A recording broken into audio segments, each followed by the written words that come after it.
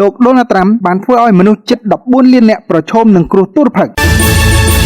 ការកាត់បន្ថយជំនួយហិរញ្ញវត្ថុអន្តរជាតិសម្រាប់ជំនួយផ្នែកមនុស្សធម៌បានបណ្ដាលឲ្យប្រជាជនក្នុងពិភពលោកចំនួនប្រមាណជា 13.7 លាននាក់ធ្លាក់ក្នុងសភាពអត់ឃ្លានធ្ងន់ធ្ងរនេះបើតាមការក្រើនរំលឹករបស់អង្គការស្បៀងអាហារពិភពលោកដោយបញ្ជាក់ថាខ្លួនត្រូវបង្ខំចិត្តកាត់បន្ថយសកម្មភាពនិងបេសកកម្មនៅបណ្ដាប្រទេសជាច្រើនព្រោះតែខ្វះខាតថវិកាសកម្មភាពមនុស្សធម៌អន្តរជាតិជួបវិបត្តិដ៏អាក្រក់បំផុតពុំដែលប្រទះសោះឡើយហើយនឹងកាន់តែធ្លាក់ដុនដាបខ្លាំងទៅប្រសិនបើស្ថានភាពមិនប្រែប្រួលប្រទេសច្រើនឡើងត្រូវការជំនួយស្បៀងអាហារក៏ប៉ុន្តែវិស័យមនុស្សធម៌កំពុងតែខ្វះជំនួយហិរញ្ញវត្ថុនេះបើយោងតាមលោកស្រី Cindy Maxine នាយិកាកម្មវិធីស្បៀងអាហារពិភពលោកនៃអង្គការសហប្រជាជាតិបានគូបញ្ជាក់នៅក្នុងថ្ងៃទី22ខែតុលាថាគេត្រូវការមូលនិធិអន្តរជាតិជាចាំបាច់បំផុតដើម្បីឆ្លើយតបទៅនឹងសកម្មភាពដ៏គ្រោះថ្នាក់អត់ឃ្លានធ្ងន់ធ្ងរប្រទេសចំនួន6ប្រឈមមុខខ្លាំងជាងគេនឹងកាន់តែធ្លាក់ក្នុងស្ថានភាពលំបាកទៅ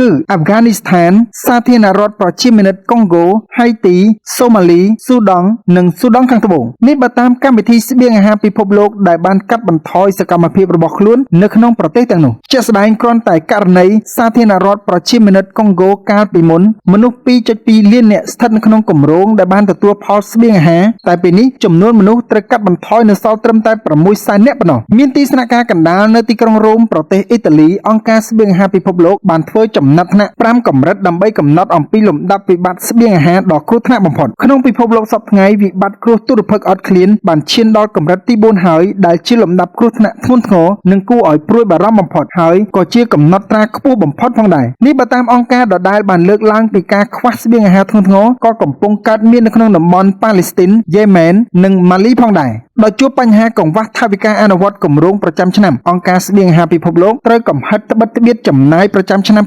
2025នៅត្រឹមតែ$6,000 លានប៉ុណ្ណោះពលគឺតិចជាងប្រមាណជា 40% បើធៀបទៅនឹងឆ្នាំ2024ដែលមានរហូតដល់ទៅ$10,000 លានដោយមិនចង្អុលចំមុខប្រទេសណាដែលផ្ដាច់ជំនួយអន្តរជាតិនោះទេអង្គការស្បៀងអាហារពិភពលោកដោយគ្រាន់តែលើកយករបាយការណ៍សិក្សារបស់ទស្សនាវដ្តីវិទ្យាសាស្ត្រ The Lancet ទៅបង្ហាញថាចាប់ពីពេលនេះដល់ឆ្នាំ2030មនុស្សយ៉ាងហោចណាស់14លាននាក់បន្ថែមទៀតនឹងត្រូវស្លាប់ដោយហេតុផលធ្លាក់ខ្លួនឈឺបង្កពីការកង្វះខាតស្បៀងអាហារខ្វះអាហារូបត្ថម្ភខ្វះការថែទាំមាតានិងទារកលក្ខបញ្ហាទាំងនេះគឺបណ្ដាលមកពីប្រភពដើមហេតុតែមួយគឺការផ្ដាច់ជំនួយអន្តរជាតិពីសំណាក់សហរដ្ឋអាមេរិក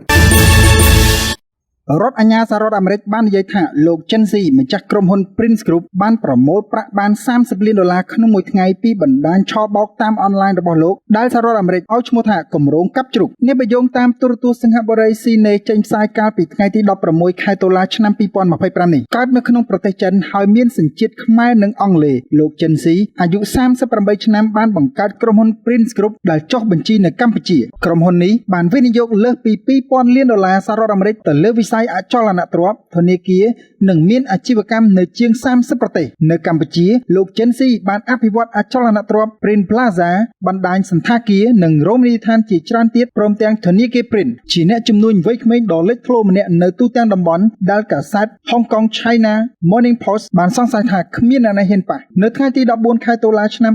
2025សហរដ្ឋអាមេរិកបានចោទប្រកាន់លោក Chen Xi ពីបទសំគំនិតក្លែងបន្លំឆបោកតាមអនឡាញនិងលាងលុយកខ្វក់ដោយបានធ្វើប្រតិបត្តិការមជ្ឈមណ្ឌលជួញដូរគ្រីបតូคล้ายៗតាមអ៊ីនធឺណិតនៅទូទាំងអាស៊ីអាគ្នេយ៍សហរដ្ឋអាមេរិកបានរឹបអូសគ្រីបតូដោយផ្ទាល់ពីបណ្ដាញប្រតិបត្តិការរបស់លោក Chen Xi ក្នុងតម្លៃ